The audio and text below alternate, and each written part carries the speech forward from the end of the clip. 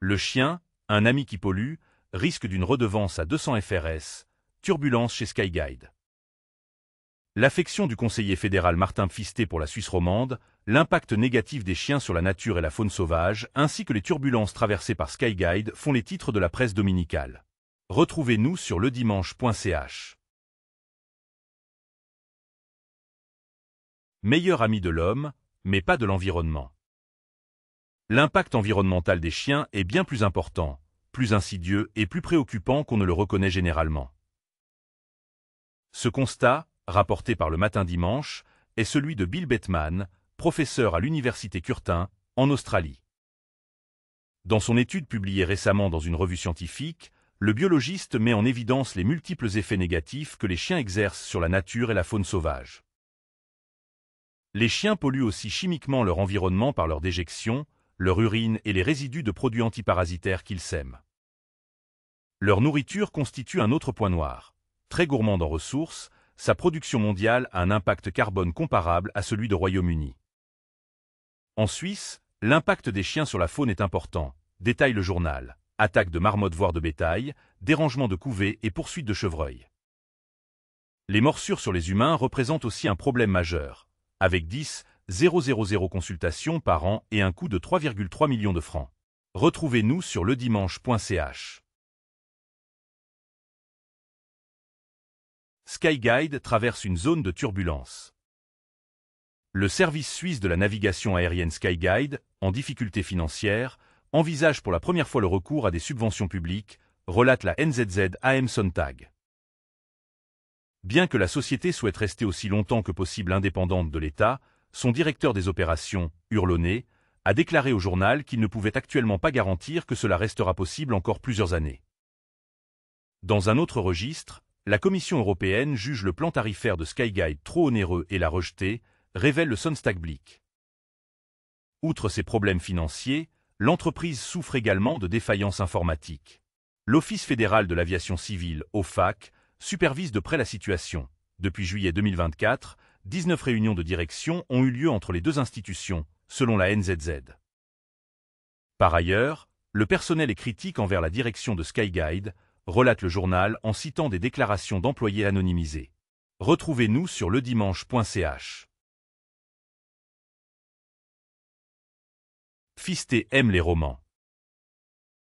Dans une interview accordée au Matin Dimanche, Martin Pfister déclare sa flamme à la Suisse romande. La Romandie me tient à cœur, confie-t-il avant de balayer les clichés qui ont cours en Suisse alémanique. On pense souvent que la Suisse romande est homogène. Mais un Jurassien n'a rien à voir avec un Valaisan ou un Genevois. Sur le sujet brûlant des F-35 américains, le conseiller fédéral estime que, même avec un surcoût, le F-35 reste moins cher que ses concurrents. Le centriste zougois rappelle également que de nombreux pays européens disposent du même type d'avion de combat et qu'il est important pour la défense de notre espace aérien que la Suisse soit intégrée dans ce système. Le Conseil fédéral maintient sa décision en faveur du F-35, déclare aussi M. Pfister à la NZZ AM Sonntag. Selon lui, ce choix a été fait en toute connaissance de cause, l'appareil étant technologiquement bien supérieur au Rafale et à d'autres avions. Retrouvez-nous sur ledimanche.ch. Moins de redevances radio-TV, plus de licenciements. Une étude de la Confédération estime que plus de 6000 emplois seraient menacés en cas d'acceptation de l'initiative visant à réduire la redevance à 200 francs. Si le peuple votait en faveur de l'initiative, la SSR devrait licencier plus de 3000 personnes, écrit le Sonntagblick en se référant à une étude de l'Office fédéral de la communication. À cela s'ajouterait la perte de 2450 postes à plein temps dans des entreprises externes. L'Office fédéral part du principe qu'une acceptation de l'initiative donnerait lieu à une centralisation des activités. Les sites de production en Suisse romande et au Tessin seraient particulièrement touchés. Une centralisation entrerait toutefois en conflit avec la loi fédérale sur la radio et la télévision, écrit le Sonntagblick. Retrouvez-nous sur ledimanche.ch. Loyer plus cher pour les étrangers. Les étrangers paient plus cher leur loyer que les citoyens suisses. En moyenne, les ménages étrangers en Suisse versent 10,5% de plus que les ménages suisses, indique la Sonntagszeitung qui se base sur des chiffres de l'Office fédéral de la statistique. Le phénomène est observé dans toutes les régions. Au Tessin, l'écart est moindre, 5%, tandis qu'il atteint 15,2% dans le canton de Zurich et 15,7% dans la région lémanique. Le journal avance plusieurs explications. Les personnes étrangères vivent plus souvent dans de grandes villes coûteuses et sont soumises à une plus forte pression lors de la recherche de logement. La discrimination joue également un rôle. Retrouvez-nous sur ledimanche.ch. Subventions perçues à tort par des agriculteurs. Certaines exploitations agricoles disposant des aires d'exercice indoor auraient perçu à tort des contributions destinées au bien-être animal, révèle la NZZ AM Sonntag. Un avis juridique de l'Office fédéral de l'agriculture, OFAG, a en effet confirmé que les surfaces situées à l'intérieur des étables ne peuvent pas être considérées comme des espaces de sortie pour les animaux. Selon ce même avis, les dispositions édictées par la Confédération ne sont pas comprises et appliquées de manière uniforme dans tous les cantons. Cette conclusion a provoqué une certaine agitation dans les milieux agricoles. Rien que dans le canton de Lucerne, 20 exploitations concernées par des installations de ce type se sont spontanément dénoncées, selon le journal. Le président de l'Association des agriculteurs lucernois, Markus Kretz, estime qu'il pourrait exister plusieurs centaines de telles installations dans toute la Suisse. Retrouvez-nous sur ledimanche.ch.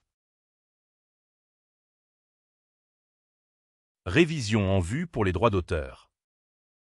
Le Conseil national et le Conseil des États devraient débattre l'année prochaine d'une révision de la loi sur le droit d'auteur.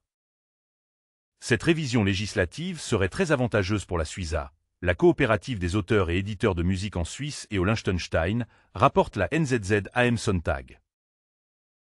Le projet prévoit une adaptation du droit d'auteur qui aurait pour effet d'écarter largement les agences concurrentes de la Suiza du marché des revenus issus de la musique.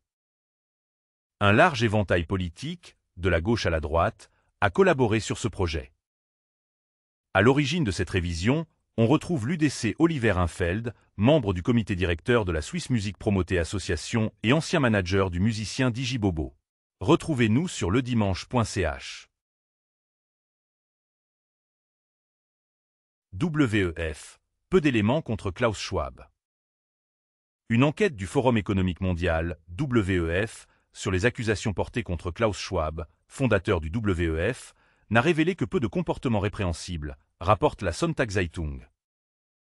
3 types d'allégations ont été examinés: harcèlement sexuel envers des collaboratrices, irrégularités financières et manipulation d'études menées par le WEF. Concernant les accusations de harcèlement sexuel, aucun élément concret ne permettrait, selon les informations disponibles, d'incriminer M. Schwab. Quant aux soupçons d'irrégularité financière, ils se seraient avérés infondés.